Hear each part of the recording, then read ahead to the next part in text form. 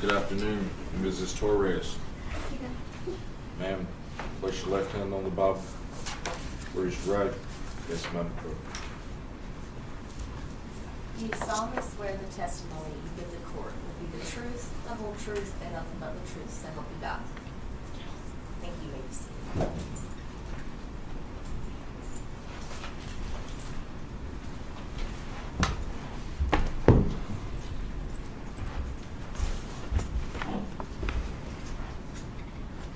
Mr. Latour. Thank you, Your Honor. Ms. Torres, when you get a moment, just make yourself as comfortable as you can be, okay? And tell the judge your name, please.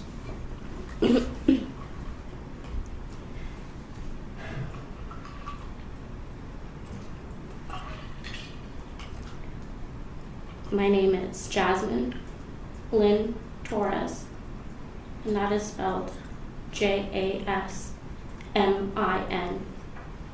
Lynn is spelled Lynn. Torres, Torres. Thank you. Mrs. Torres, I know that this isn't easy, okay? And so just take your time through it. I'm going to ask you some questions, okay? If you need a moment, just take a moment and let me know that, all right? Yes, All right. So, Jasmin, you were married, correct? correct. And what was your husband's name? Gabriel Jesus Torres. How long were you married to Gabriel? We got married on June 2nd of 2018. Did you two have any children? We did. Tell me a little bit about your child. My child's name is Layla. How old is Layla now? She's 5 now. Okay. How old was Layla in October of 2022? In October of 2022, our little girl had just turned 2.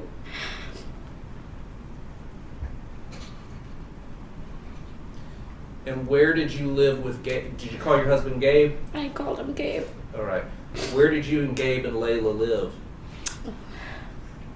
We lived at 6028 Osprey Cove Drive, in the Hedingham neighborhood in Raleigh. Now, you've been in here this time, right? I'm sorry. You've been in here today, is that right? Yes. And have you been able to kind of hear your neighbors testifying? Yes. And you heard Detective Varnado testify? Yes. And were you able to look at the photographs of the crime scene that Detective Varnado just testified about? Yes. Okay. And in that photograph, or in those photographs, was that your husband's car? It was. Okay. And was that kind of your street and where you guys lived? Yes. And your husband, Gabe, what did he do for a living? I'm sorry.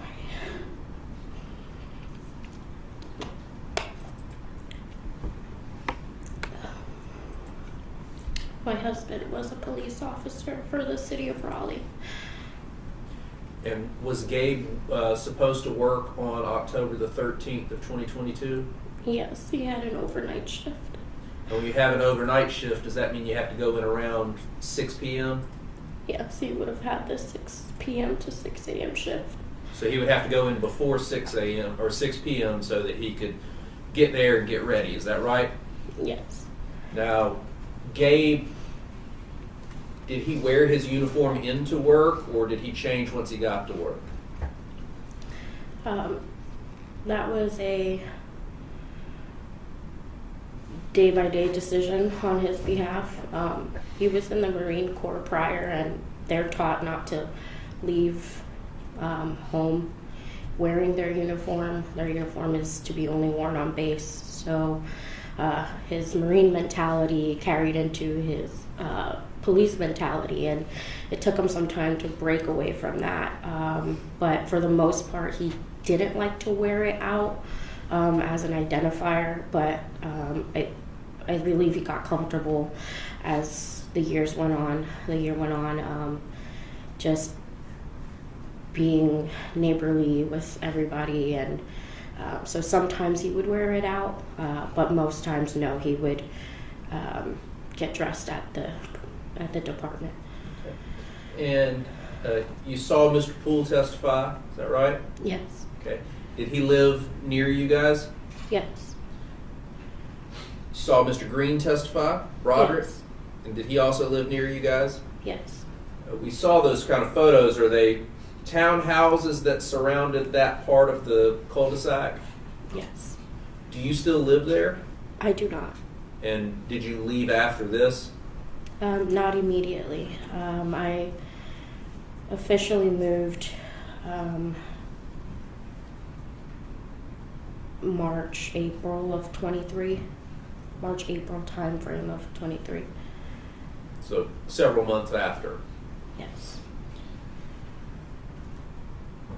On the day that Gabe was killed, okay, I want to talk to you about that.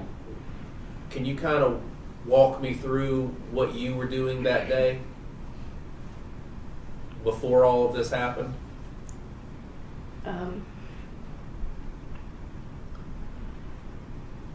Well, he had worked the overnight shift. So that means he got off about 6? Yeah, so All right. he would get off at 6 and he would head home. And usually I wouldn't have gotten to see him. Our work schedules overlapped. And so when he was getting home, I had already left. But that day was different.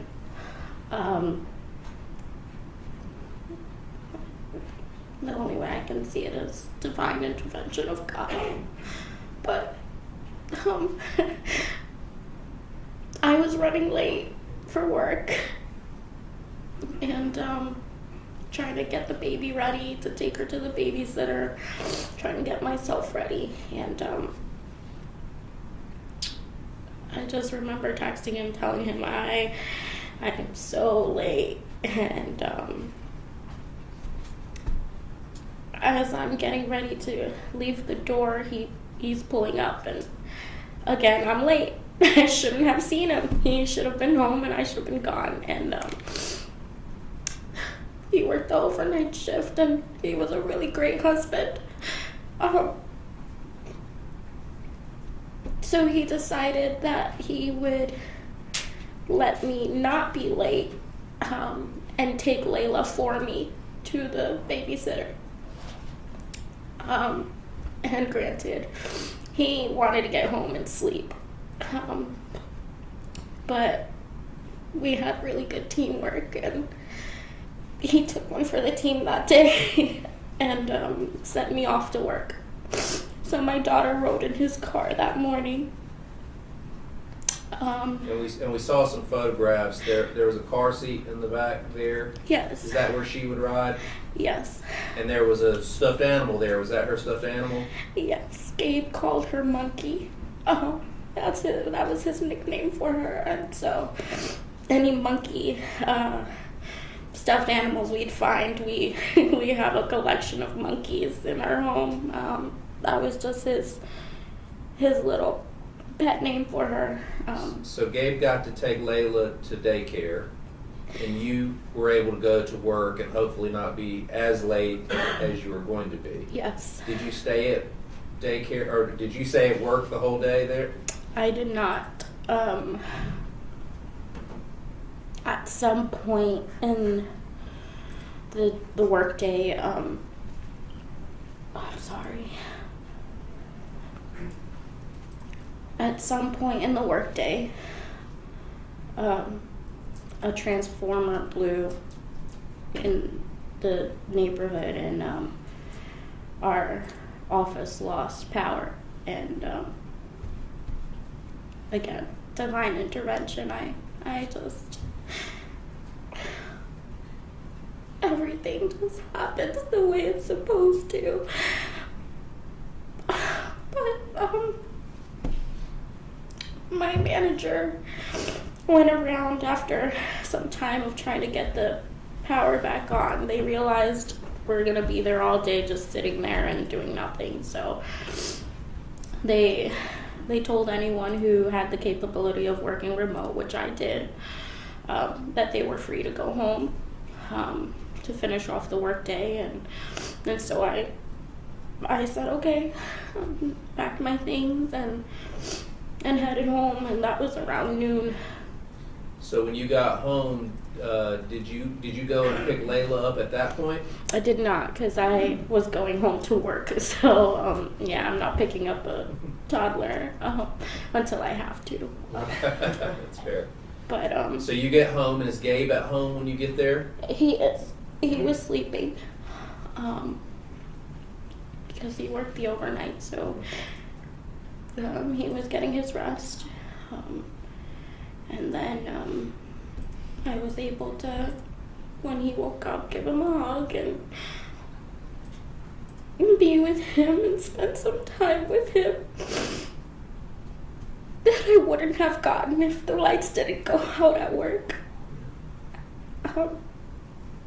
At some point in that afternoon, did you have to go pick Layla up from daycare? I did. And did you drive to go do that? I did. And when you were going, do you remember around what time that would have been? Maybe like 4:30. Maybe right before 4:30. I can't. But more to close to the 4:30 time. And what maybe kind a of- little bit before.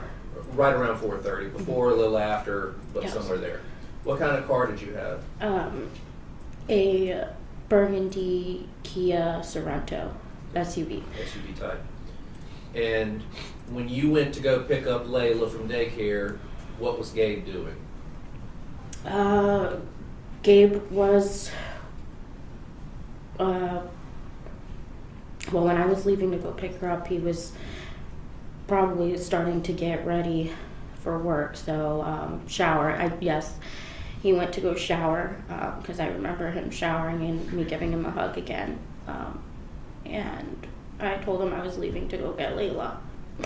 And did you go get Layla? I did. And when you picked Layla up, you were coming back to the house? Yes. Did you think that at that point you would get to see Gabe again?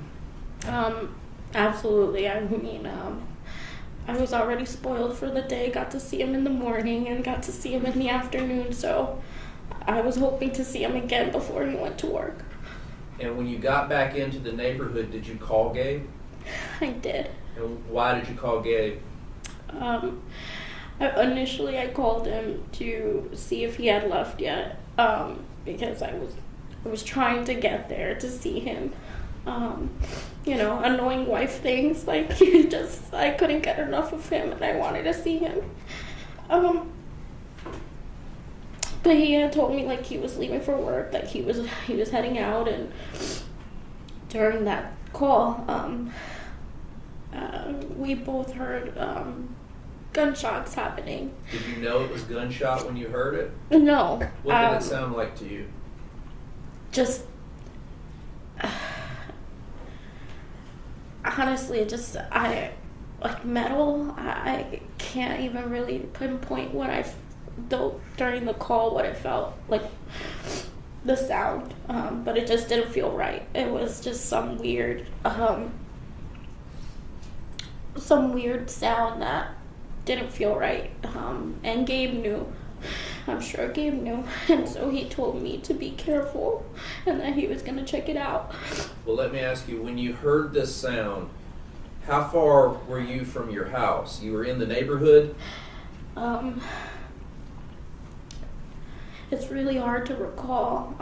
I just have so many flashbacks from that day, but and Well, let me ask you this way. I keep seeing a stop sign, so I'm thinking I'm in, either approaching to enter Hedingham or at a stop sign in Hedingham. I can't recall. Well, let me ask it to you this way. When you hear this noise, do you hear it with your ears as in it's around you, or do you only hear it through the phone, or both? Both. Okay, so it's close to you, whatever this noise is, close enough for you to hear it, outside the phone and in your car? Yeah, we were both able to hear it. All right. And you say that he made a comment to you to be careful and that he was going to maybe go check it out. Did you hear any more of those? Did y'all stay on the phone at that point? No. Did you hear any more of what you believe to be gunshots after you got off the phone at that time? If you remember. Yes, but it was only as I was approaching my home. So as you're driving up, you hear more gunshots? Yes. Is it one or more than one, if you remember? I can tell you I was looking at some yellow siding of a house. I don't know which house, but it was right before getting off of Black Wolf Run, heading into the Osprey Cove section where we lived, and so before I rounded that corner, I heard like clacks. Like, that's how I can describe it, was clacks. And So more than one? yes. And when you heard those noises, you keep driving towards your house, is that right? Yes, And do you pull in your driveway? I do. And when you pull in the driveway, where is Gabe's car that you see? It's out of the driveway. Is it in the cul-de-sac? Yes. And where's Layla at this point? Layla is buckled in her car seat, in my car. Okay. And I get out my car to unbuckle her. And in my mind, I'm like, yes, I beat him. Like, we get to see him before he leaves.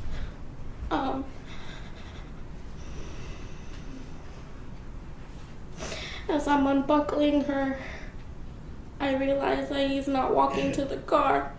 And Was that unusual? Would he come and help you try and get Layla out of the car and things like that? Again, this wasn't a usual day. I wasn't supposed to see him, and he was supposed to be gone, and I wouldn't have seen him that day. So, but it is unusual that my husband didn't take the opportunity to come see us. So when I noticed he wasn't moving, I was kind of getting frustrated. Wife frustration, like, hello, what are you doing?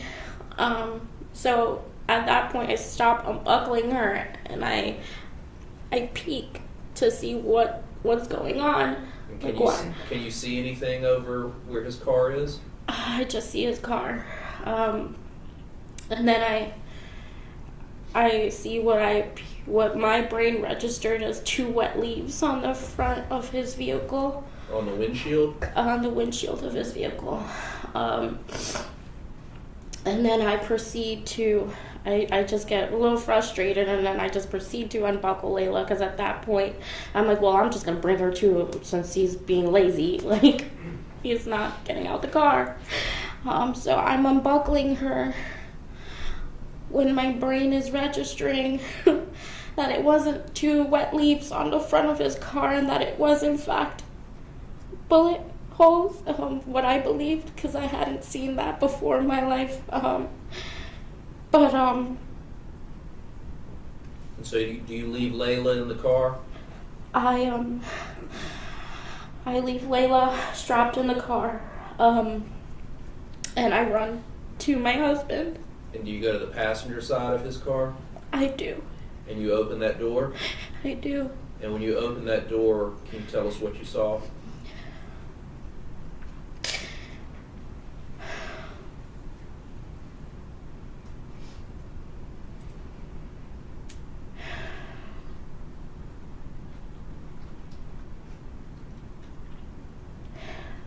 I saw my husband. I saw Gabe. I saw that he was bleeding. I that he was in shock. His eyes were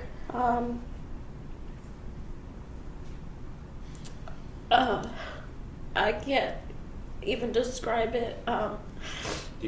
Were you able to tell if he was still alive at that point? He was still alive. His left leg was shaking up and down. I tried to stop bleeding, so I had my fingers in every wound that I could get to. And I used my other hand to prop up his neck because he kept falling down. And I wanted to keep his airway as open as it could. I was trying to help him so that he could breathe because his lips were turning blue, but he was alive because I felt his pulse when I had my fingers. He was alive. And while you're trying to help him, do your neighbors come to try and help you?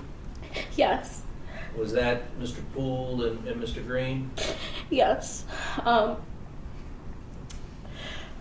The way I remember it, I screamed for help, and Broderick appeared, and I immediately asked him to take my baby, because as a mom, that's the first thing. I just wanted to make sure she was okay and safe, and I didn't want her to see what was going on. So him and Maya take the baby, and then Brod comes back and he's helping me, and I asked him to help me rip Gabe's shirt because I wanted to try to. I didn't know what I was doing, but I went into some type of leadership role that I never signed up for. And I just wanted to do everything I could to save my husband's life. And was he able to get the shirt off eventually? yes, he was able to rip a good part of Gabe's shirt. Did you continue to try and stop the bleeding at that point? I did. I did until my hands were tired. But I did until Raleigh police showed up and EMS showed up, and they were able to. I was able to back off of Gabe and let the professionals do what they could do. And they transported Gabe to the hospital? Yes. And we heard Mr. Poole say that he and his girlfriend or wife took Layla in for the night. Is that right? So once the EMS and the police showed up,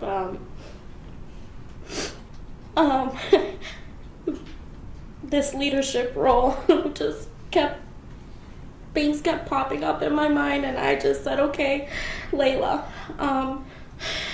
we need to figure out Layla. And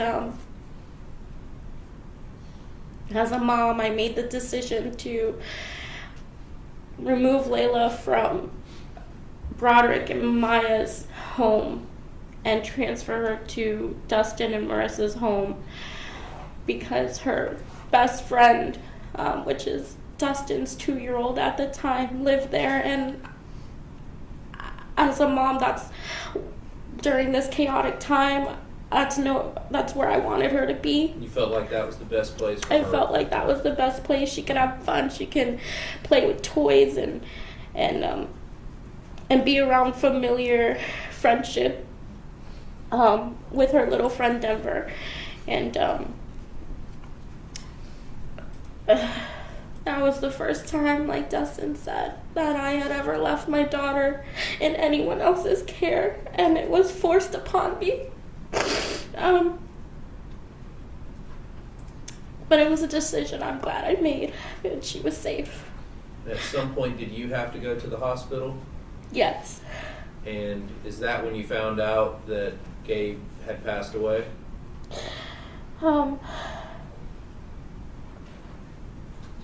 It was really chaotic. So the hospital was just full of people. It's just pure chaos, and the best way I can describe it is just almost like an outer body experience where you see everyone moving and talking, but you don't feel like you're there. And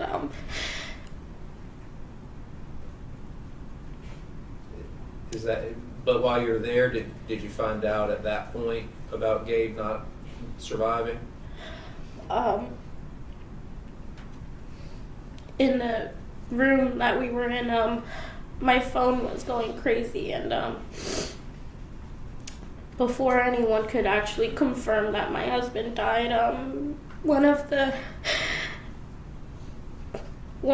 WRAL notifications came up on my phone, and that's when I learned that my husband didn't make it. So before the doctors could even speak to you?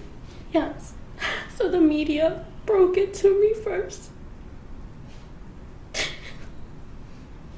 And at some point you go and are able to tell the police officers and detectives what you saw and what you just told us? Yes. I know that this is a tough situation for you to come into here and have to relive this, and I appreciate you sharing with the court and with us what you experienced. And I know that it has been a life-changing experience for you, but can you tell the court what effect this has all had on your life and what you would like to see come of this hearing? I just have a question. Is this my, If you've prepared a victim impact statement and want to share that with the court, now would be a time that you could do that. I don't have it prepared. I wasn't expecting to do that today, but If you would like to wait, we can wait and you can do it at another time. yes, please. All right, well, let's do that then, okay? But I will say,